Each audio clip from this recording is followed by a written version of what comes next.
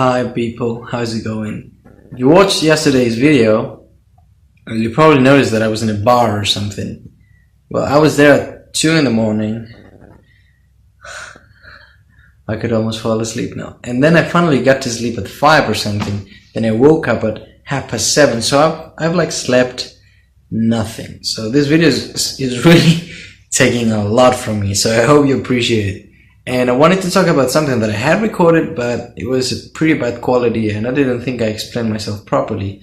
And this is talking about power, how power is constituted between systems, and how inequality, power-wise, seems to be a property of the systems. So what do I mean by that? Well, the image that comes to mind to talk about this problem is that if you take an analysis from the victim's point of view of the power inequality of the oppressed, if you take the oppressed point of view, it seems like those who are in power are the ones that are sustaining this inequality system.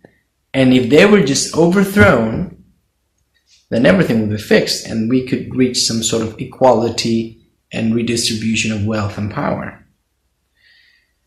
Well, of course, through history, all we have seen is that repeatedly we get into systems of this inequality no matter who's in charge, no matter what is the civilization, no matter anything.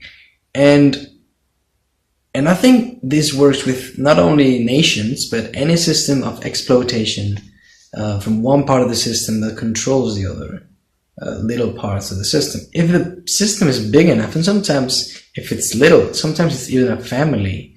Usually there is a man, and I know a special case about this, a man that completely controls and makes a torture out of the lives of the wife and the children. And what I wanted to say is that it seems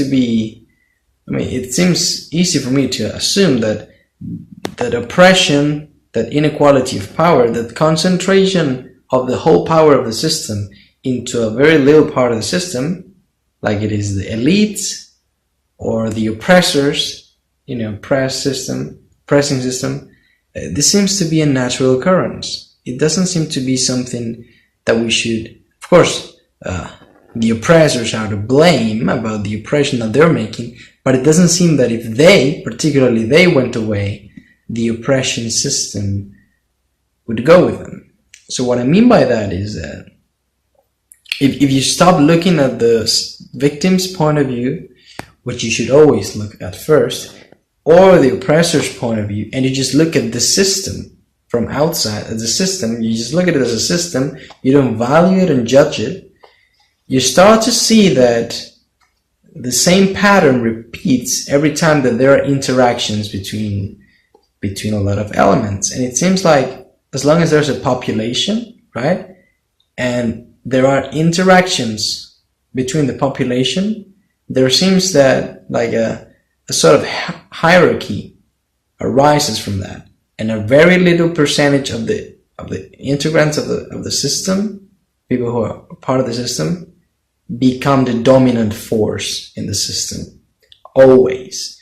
And it doesn't matter if you change the people, the faces change, but the system does not. And that's what I'm trying to say, that it seems like inequality is a natural shape that systems take when it comes to interactions between beings. So what I mean is that it seems like inequality is a sort of like the system of a head, sort of a head that controls and dominates the whole system, is something that emerges from the interactions between the parts of the system. So it seems to me that so long as there's people, there can be power, and so long as there's power, there can be relationships of power that naturally get unequal. Even if it's just a tournament, I mean, like, if it's a football tournament, that somebody will play better and somebody will play worse, or that somebody will win less and somebody will win more, then somebody will become more famous or more respected, And that will entail a lot of benefits, power benefits over the other players. And maybe some of the elites would get this power that they're given by their position and sustain it and increase it because they're in a position to do so. And suddenly, from nowhere, there is a big hierarchy and relationship of power. This happens everywhere, in prisons, in schools, between the sexes, between the species, in countries, in nations, races, ideologies, politics. This happens everywhere, even businesses. This happens everywhere. So it seems to me like blaming the particular people who are at the top, who are the head, controlling the overall movement of the species or whatever, is not a very intelligent move, because it seems like the system, the interactions that bring with them relationships of power, these relationships of power crystallize into a hierarchy that goes vertical, and at the top of that there is a concentration of possibility, there's a concentration of power, what I like to call the vacuum of power. And the vacuum of power is like a throne. So somebody will actually go and take it, because there is this place in which if you sit, you access pretty much the whole power of the system, or most of the power of the system.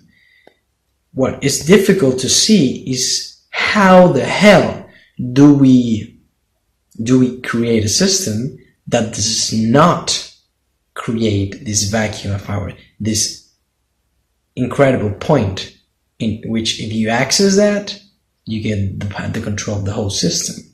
That is the challenge, and I think that the way systems, interactions between people, nations, businesses, whatever, I think that all these things, all the systems, if they work naturally, they tend, 100% of the time, to create an incredible point of power. And then all it takes is somebody that will actually go there and claim it. And sometimes they don't even do so willingly, just ascend through the hierarchy like a stairs, right? So that's all I'm saying. I'm saying just, if you ever are in an inequality situation and you feel like if the people who are oppressing just went away, that everything would be fixed and that we would reach equality, I'd like to think twice. That it may not be a problem that is intrinsic to the dominant class, but may be a problem that's intrinsic to systems of relationships between people, between big numbers of people often. So that's all I'm saying. That's all I wanted to say. It's still a long video. I wanted to make it short, but I don't seem to get to the point. So I hope it's good enough.